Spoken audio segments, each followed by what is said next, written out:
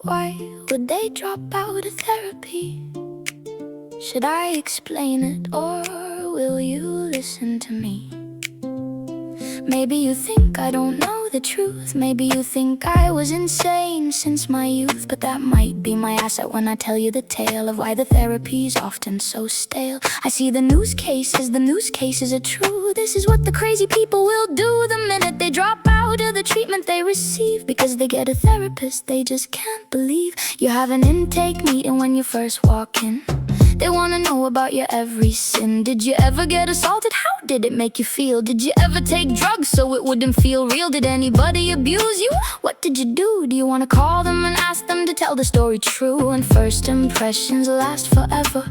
This is the conversation you remember. Every time you set foot in that office, you think the bad times need you to surrender. This is your first impression.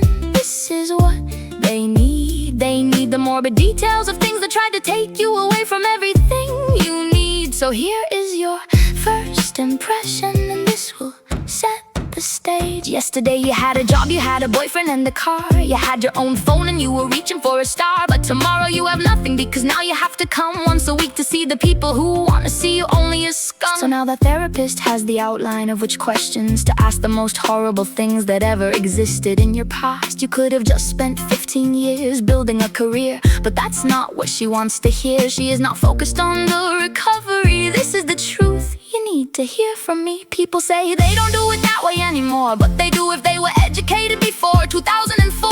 Everybody after 2004 walked away with a simple degree that said it is time to focus on recovery. If you study psychology and you wanna be a therapist and assist, there is something that I hope you will never resist. That if your client was diagnosed in 1985, then he already saw the bad system. It is part of what he survived. It is part of the assaults and the crimes against him that you'll find. And it's part of the mind.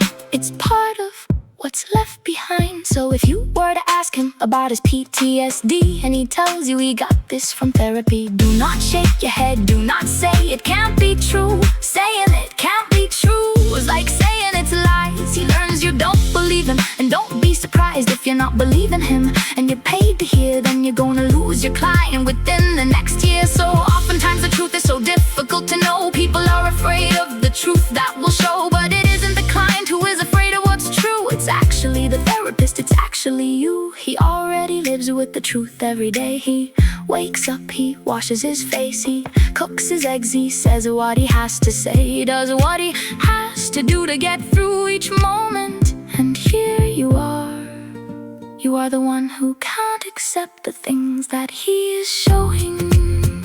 I look at my choices and I see what they are, and I decide how I reach for my star. I will not be guided by someone who is 22 giving me ceramics projects to do. Some people love it and that's up to them. We can all do what we want. That's the meaning of men, that's the meaning of free will. And that's what we find when people use their very own mind. My craft is writing and my art is poetry, and I will not have a 22-year-old remove that from me. If they take away your pen and say you're writing too much, but they give you some ceramics to touch, they're basically saying that you don't have the right to decide what you do in the day or the night. They're basically saying you have lost your free will, that your diagnosis is proof that they own you still. And is this not the same as slavery? When they tell me what to do as if I must obey, and they think that their treatment is somehow going to save me from becoming myself. But I did not come to therapy to learn how to stop loving poetry. I came to stop hearing voices. It is the voices that first tried to stop me.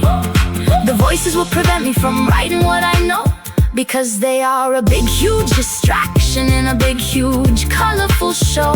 And I don't want those voices to prevent the writing I will do.